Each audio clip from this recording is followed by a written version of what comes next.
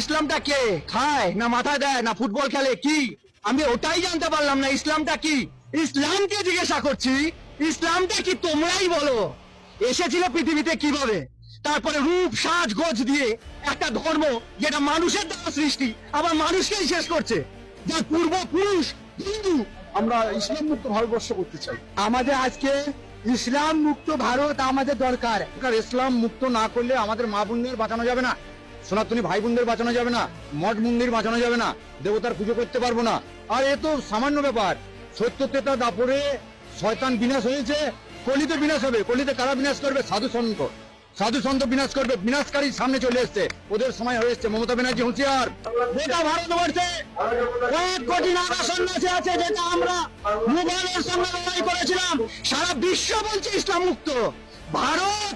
যে ভারত সারা বিশ্বকে ভয় দেখাচ্ছে, সেই ভারতকে রক্ষা করতে সারা বিশ্ব দাঁড়িয়ে গেছে। এরপরে বন্ধুরা, হিন্দুরা জাগো, কেন ইসলাম মুক্ত ভারত বিশ্ব চাইছে? 1400 বছর আগে ইসলাম তৈরি হয়েছে, 1450 বছর আগে, 1400 বছর আগে ইসলাম পাড়ি দিয়েছে। আমাদের দরকার জিহাদ মুক্ত ভারত, শুধু ভারত না, জিহাদ মুক্ত বিশ্ব। যে জিহাদবাদ বলছে যে মুসলমান ছাড়া কেউ থাকবে না, মুসলমানকে কেটে দাও, আর মুসলমান হয়েও শান্তি নেই। এই তুই শিয়া, তাহলে তোকে কাটবো। এই তুই সুন্নি, তাহলে তোকে কাটবো। তুই আহমদিয়া, তুই বারেলভি, তুই সালাফি, তুই ওয়াহাবি, তুই ইসমাইলি, কাটবো। এই চিন্তাটা মৃত্যু দরকার। এগুলো সব উপধর্ম, ছলধর্ম।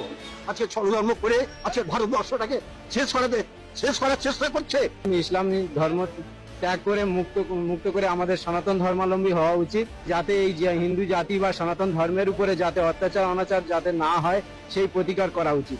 একজন সাধু বলছিলেন ইসলাম মুক্ত হওয়া প্রয়োজন। ইসলাম মুক্ত কেন? ইসলাম হচ্ছে মানবিকতার শত্রু। টেররিজমটাকে বাঁচিয়ে রাখার ইকুয়াল টু করলে মনে হয় ইসলাম।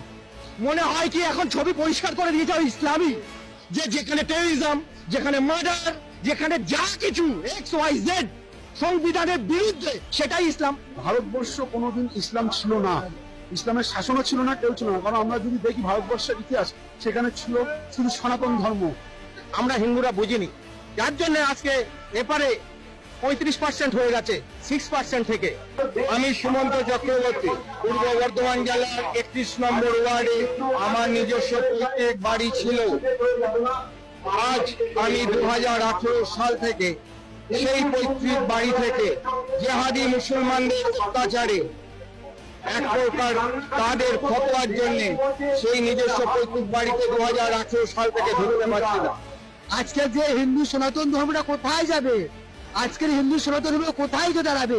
ইসলাম বলে কোনো কথা ধর্ম ছিল না। আমাদের